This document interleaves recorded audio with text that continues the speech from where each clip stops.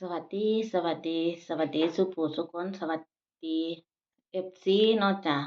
คนที่ติดตามเนาะจ้ะก็ขอบคุณหลายๆที่เป็นพลังบวกให้ยายจันเนาะจ้ะมื้อนี้ยายจันก็สิออกมาเว้าเนาะจ้ะมาเว้าแนวทางที่เฮาสิอยู่ให้มีความสุขไปวันข้างหน้าเนาะจ้ะเฮาบ่อยู่แบบให้ถอยหลังเนาะพี่น้อง การที่ว่าอยู่ให้มีความสุขไปในวันข้างหน้าคือหยังพี่น้องยายจันบ่ได้ออกมาสอนเด้อพี่น้องอันนี้ยายจันเฮ็ดแนวทางให้ยายจันเฮ็ดแนวทางของยายจันเอง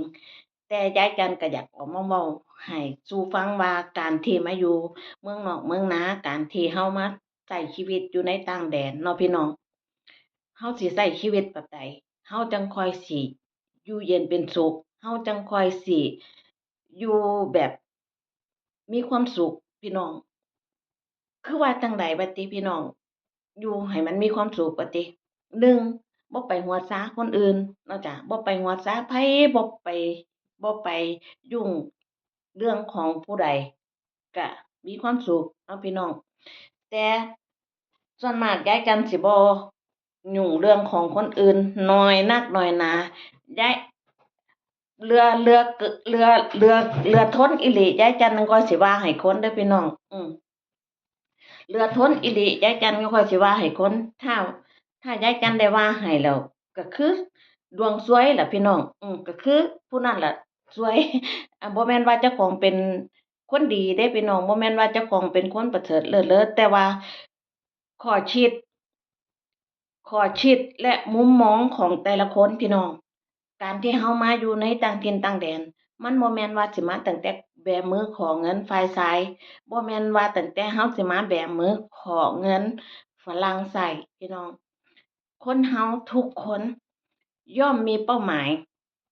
เนาะจ้ะย่อมมีเป้าหมายให้ตัวเองคือจั่งยายจันเนี่ยยายจันเคยจนมาแล้วเคยบ่มีข้าวกล่องหม้อแม่นสิเฮ็ดโรงงานมาจากอายุ18ปีถึง52ปีก็ซัง บางครั้งโอทีไม่มีมันก็อดอยากเด้พี่น้องมันต้องได้ไปกู้เงิน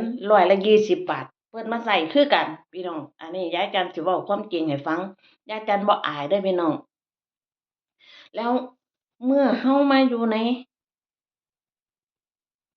ต่างถิ่นต่างแดนแล้วเฮามีงานทำเฮาสิกลับไปในชีวิตแบบนั้นอีกติพี่น้องยายจันบ่กลับไปในชีวิตแบบนั้นอีกยายจันเคยอดมื้อกินมื้อเมื่อยายจันมาอยู่ในต่างแดนแล้วยายจันมีงานเฮ็ด ยายจันเริ่มเจ็บเนาะจ้ะเริ่มเจ็บเงินเนาะจ้ะเดือนแรก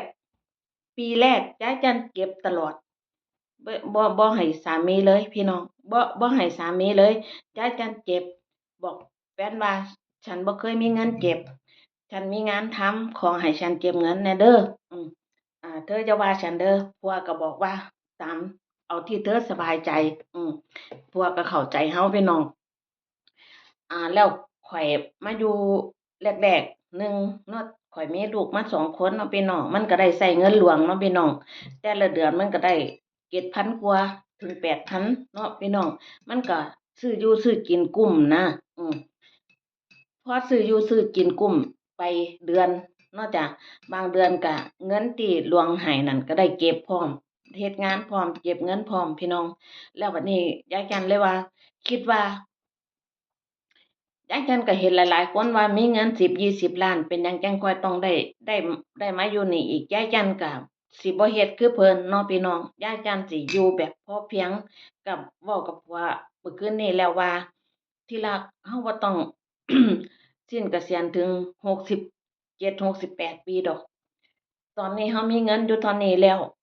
ตอนนี้เฮามีเงินอยู่เท่านี้แล้วเฮา เฮ็ดไปนี่จากอายุ55-56 ปีไปฮอด60 65 ปีเฮาก็เซาแล้วเฮาก็เซาเฮ็ดงานแล้วก็ไปอยู่ในเมืองไทยบ้านเฮาก็มีทุกสิ่งทุกอย่างแล้วมีทุกสิ่งทุกอย่างยายจันทร์บ่ได้บ้านหลังหรูหราเด้อพี่น้องเด้อได้บ้านยายจันทร์เป็นบ้านธรรมดาเนาะจ้ะ เป็นบ้านแบบทรงของปี2541พี่น้องบ้านทรงบ้านไม้ธรรมดาพี่น้องไม่ได้หรูหราเด้อพี่น้องเด้อแต่เครื่องครัวมีครบแค่นั้นเนาะจ้ะยายจันจะไม่ทำใหม่เนาะจ้ะแต่ว่าสิไปรีโนเวทใหม่แค่ว่าไปเฮ็ดทรงโมเดลเนาะจ้ะทรงโมเดลเนาะจ้ะไปเฮ็ดทรงใหม่ซื่อๆข้างบนสิไปเฮ็ดทรงใหม่เปลี่ยนทรงใหม่ซื่อๆเนาะจ้ะแต่ยายจันจะไม่ทำอะไรที่มันเบ้อเกินเนาะจ้ะบ่เฮ็ดให้มันเวอร์เกินเพียงแต่ยายจันสิไปเฮ็ดปรับปรุงข้างบนเนาะจ้ะยายจันสิไปบ้านปีหน้ายายจันสิไปรีวิวให้เบิ่งว่าบ้านยายจันหลังแบบใด กว้างใหญ่พี่น้องบ่ได้คุยเนาะจ้ะไม่ได้คุยทั้งกว้างทั้งใหญ่เนาะจ้ะแต่ว่ามันหั้นบ่ทันสมัยมันบ่ทันสมัยเนาะจ้ะไม่ทันสมัยแต่ย้ายจันสิไปเรโนเวตเป็นทรงโมเดลเนาะจ้ะเป็นทรงโมเดลข้างบนเนาะจ้ะไปเฮ็ดอ่าเอาอ่า เปลี่ยนแป้นเปลี่ยนแอมป์ใหม่เนาะจ้ะเปลี่ยนทรงใหม่ซื่อๆเนาะพี่น้องอันนี้เฮาอยู่แบบพอเพียงอยู่แบบให้มันพอเพียงอยู่จั่งใดให้เงินเฮาเหลือใช้อยู่จั่งใดให้เงินเฮาพอกินพอเก็บเนาะจ้ะการที่ข้อยมาอยู่ในต่างแดนเนาะจ้ะข้อยบ่ได้ไปสุงสิงกับผู้ใดพี่น้องข้อยอยู่เฉพาะข้อยอยู่คนใดดีข้อยก็คบ คนใดคนใดมักนินทาคนอื่นข้อยสิถอยพี่น้องข้อยสิถอยหนีนอกจากถ้าข้อยเข้าแล้วเอาเรื่องคนนั้นมาเว้าเอาเรื่องคนนี้มาเว้าข้อยสิถอยหนีพี่น้องบ่แม่นว่าเจ้าของดีดอกพี่น้องบ่อยากรับรู้เรื่องของคนอื่นบ่อยากรับรู้เรื่องของคนอื่นเอาแค่ครอบครัวเจ้าของให้อยู่ดีกินดีเฮ็ดจั่งใดเฮาจั่งค่อยสิมีอยู่มีกินเนาะพี่น้อง อันนี้ย้ายกันก็ปรึกษากันแล้วว่าช่วงนี้เฮามีเงินเท่านี้แล้วอืมบ่จำเป็นต้องเฮาบ่ต้องจำเป็นต้องให้มันอันเกษเกษียณจนค้างสั่นค้างม่ำดอกที่รักแต่การคิดว่าอายุคน65ปีก็ยังบ่ทันได้ทรุดโทรมปานใดเนาะพี่น้องเฮาก็ยังมีพาวเวอร์ที่สิไปต่อยอดไปเฮ็ดร้านหรือว่าไปเฮ็ดกิจการอิหยังในเมืองไทยเฮาเล็กๆน้อยๆเนาะจ้ะพอได้ต่อยอดพอเอ่อเฮ็ดสวนเฮ็ดอิหยังไปเนาะจ้ะพืชผักผลไม้ถ้าหลายอีหลีเฮาก็หาติดต่อโรงงานไปรับเนาะพี่น้องบ่ว่าบักม่วงบักอิหยังก็ซังเฮาก็สิมีไอเดียในตรงนั้นเนาะพี่น้อง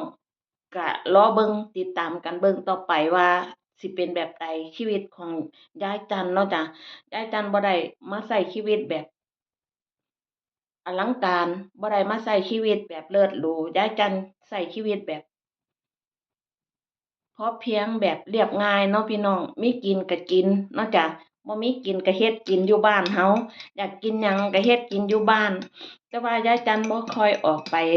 ปาร์ตีเนาะจ้ะบ่ค่อยออกไปปาร์ตีถ้ายายจันบ่สนิทอีหลียายจันสิบ่ไปเนาะจ้ะแต่ให้ยายจันว่าขี้ถี่เงินบ่ยายจันบ่ขี้ถี่เนาะจ้ะใส่ซองให้คนละ500คนละ1,000คนละยายจันบ่เคยเสียดายพี่น้อง แต่ขอให้มีความจริงใจต่อกันเนาะจ้ะยายจันบ่เคยคิดว่าประหยัดเงินบ่ให้ดอกจั่งซั้นจั่งซี้ถ้าคนไหนที่มีความดีกับยายจันสามารถที่สิให้ได้ทุ่มให้ได้เนาะพี่น้องก็บ่ได้ว่ามึงรวยติมึงยังคอยเว้าแบบนั้นแบบนี้ยายจันให้ด้วยความเต็มใจให้ด้วยความเสน่หาพี่น้องยายจันสิบ่เอาคืนยายจันสิบ่เรียกร้องแล้วยายจันสิบ่หวังผลตอบแทนว่าใส่ซองวันเกิดให้เขา1,500 2,000เขาสิมาฮ้องเจ้าของเท่านั้นเท่านี้ยายจันทร์บ่ได้เคยหวังผลตอบแทนพี่น้องให้ด้วยใจเสน่หาให้ด้วยความจริงใจทุกคนจ้ะยายจันทร์สิให้ฮัก นี่ล่ะคือจั่งยายจันทร์ฮัก FC มี FC หลายๆคนที่เมตตายายจันทร์ที่ฮักยายจันทร์ที่เห็นใจยายจันทร์และเข้าใจยายจันทร์ยายจันทร์ก็ฮัก FC ตอบคือกันเนาะพี่น้องอันนี้ยายจันทร์ขอฝากไว้เนาะพี่น้องเนาะรอติดตามกันต่อไปว่าชีวิตยายครอบครัวยายจันทร์สิเป็นแบบใดก็รอติดตามเนาะจ้ะเนาะขอฝากกดไลก์กด Subscribe ฝากกดติดตามอีกจักคนแหน่เด้อจ้า